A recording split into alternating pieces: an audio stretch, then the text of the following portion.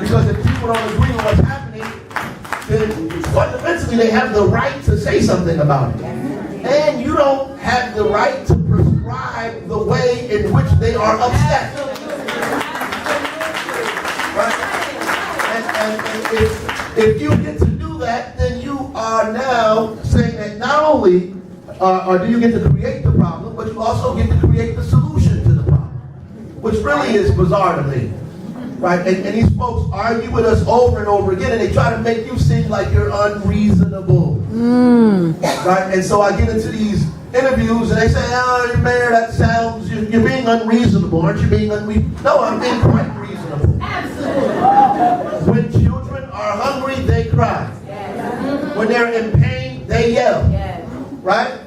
People scream when things happen to them. That is a logical and normal human response. What is unreasonable is to expect people to be silent as you abuse them. Yes. Woo! Right? So I just want us to be clear on what it is. So all of these little constructs that they have to educate our children, like there's all kinds of, I've seen all kinds of long days, short days, abbreviated calendar, longer calendars, all kinds of academic curriculum here and there, performance consortiums, all kinds of things that some are working, some are not working, all over the country, different opportunities for kids to learn, right? And so there are ways that we can begin to reform education, and people have always been trying to make education better. No one's been sitting on their hands comfortable with what's been going on. Always been trying to make education better and deliver it in a way that becomes plausible for our children. People have always been doing that and trying to make those things happen. This didn't happen 5 years ago or 10 years ago. These things have been going on and on and on and on and on. So I've seen all of these constructs, and there are all kinds of opportunities to improve education, and we should be doing that. We should be. You don't want to fall into their trap of saying we are opposed to reforming education. That is a lie. Because when you fall into that, the parents, regular, everyday working parents, when they come to school, they want better for their children, and they deserve it. Right, and they deserve it. And the process of them coming to school, fighting with the principal, the teacher, and everybody else to get a better education for their child, that process is called democracy. Right? They have a right to do that, whether you like it or not. Just like you have a right to go to the board meeting, they have a right to come to the school and say what they want to say.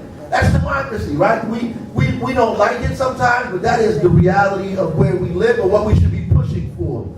What we should be pushing for, ultimately, right? So that everybody, and if there's schools that are not working, our job is to fix them. Not close them. Not close them. Our job is to fix them and not hand them over to somebody else to say, we don't want to have any more involvement, you do it. Our job is to do it collectively and get the best ideas, because our kids deserve the best ideas to move this thing forward. And I think that's a different discussion for me about how to improve what's happening in schools and around schools and education and curriculum and all those things. And there's another fight that we cannot get confused, which is the fight for democracy, right? And they get us duped into these things, because I remember, and former Superintendent Ms. Bolden reminded me that, remember when the Shop Foundation came out with the thing in the paper saying African American boys in Newark were graduating at higher rates than other boys around the country.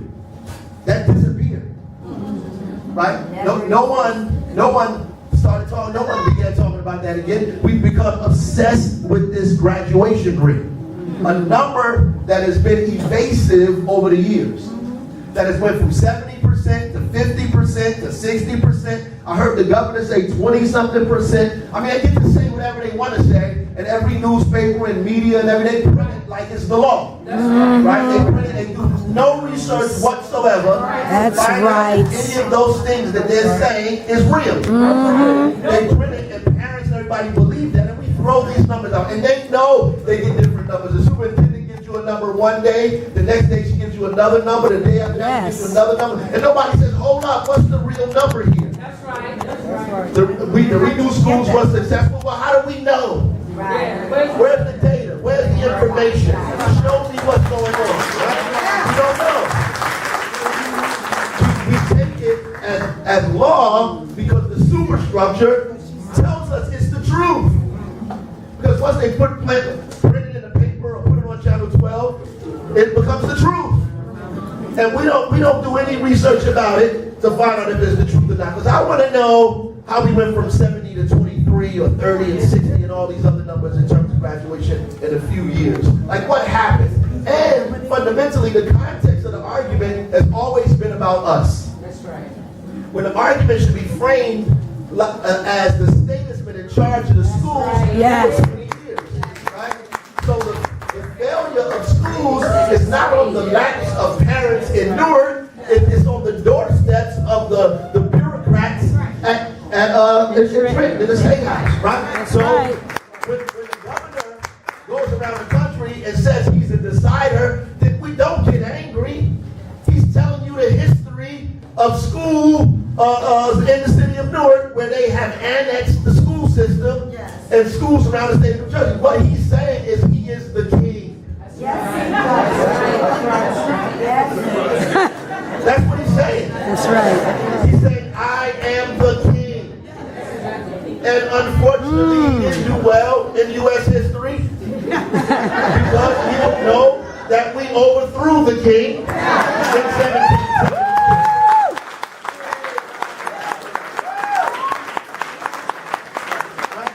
And so there is no king. In fact, Americans don't like the king. And he wants to be the king. That by itself should get you angry. That's right. That he wants to be in charge. And then tells me that I should mind my business. Wow. That the education of our children is none of my business. Which is the most insulting and vulgar comment that can be made. Right?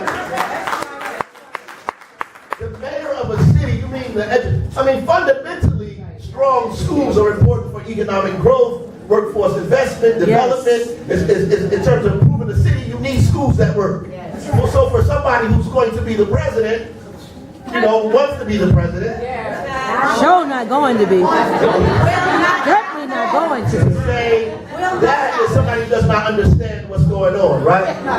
Plus, I couldn't imagine him being in charge of the whole country. No. Great day in the morning. We would be in trouble. Yes, and, we would. I'm gonna. Yeah. But the reality is, as organizers, and I'm gonna just put it on our laps here, we have to do better. That's right. That's right. That's right.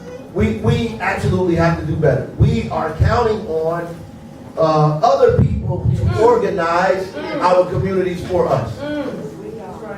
When we ought to be in these communities organized. Some of us have become opportunists. And we show up at other people's events to talk, when we should be organizing ourselves. Right? We ought to be organizing. And then everybody we organize, we need to mobilize them together. There are too many upset parents, too many activists, too many communities, too many brilliant people in and around the city of Newark that we have not been able to organize masses of people yet. We have to begin to self-reflect on our inability to mobilize the people in the way we need to mobilize them. And organize these folks in the way they need to be organized. And attract them to what our ideology is regarding schools, democracy, and moving forward. Our parents are not arguing back. They're not upset about the new reform academic curriculum that they're putting in the schools. They're upset because they can't take their kid to the school down the street from their house. We have to upset because there's a long school day or a short school day. They're upset because they have no voice. They have no control. They have no ideas that's being listened to in this place, that they're being shut out, they're being not listened to, and anything that they think is right, they're doing the reverse of that. And people are acting without their consultation. Right? And we have to appeal to people's fundamental grievance, which is, I do not have democracy. That's right. That's their fundamental grievance. That's what people's fun. You know what parents are angry about that were at West Kitty that day? They were angry because they had 4 kids in 4 different schools. They were angry because they had to drive to a transportation hub, put their kid on the bus, and go to another school, a bus that may not have shown up. They're angry because they just moved to a neighborhood and can't walk down the street and put their kid in the school.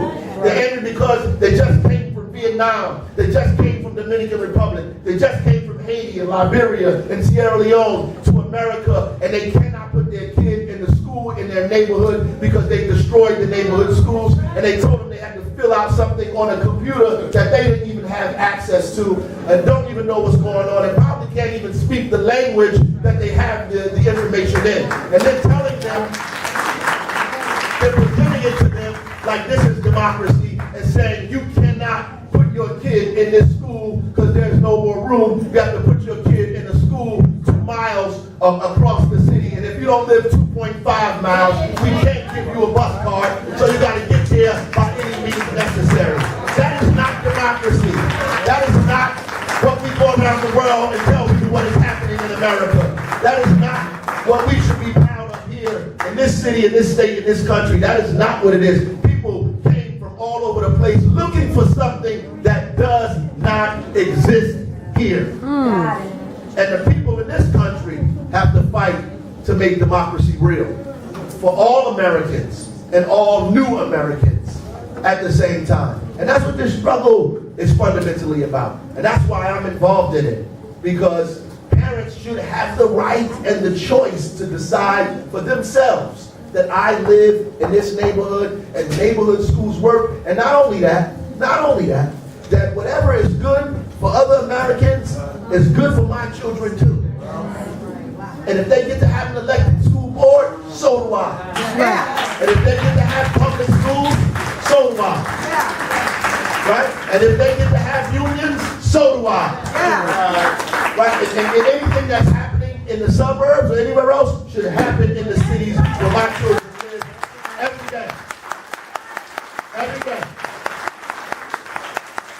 And hundreds of billions of dollars in these public school systems belong overwhelmingly to black and brown families who are the majorities in these inner cities, who do not have control over the hundreds and billions of dollars in these school systems because they are now taking them.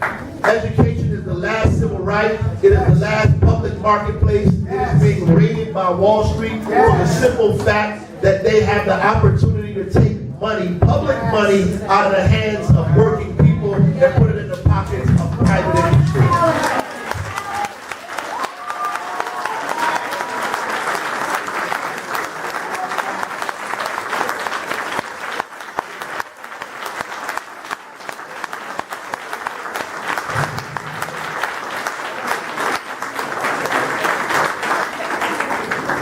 Thank you, Karen, and thank you, Raz Baraka. Yes.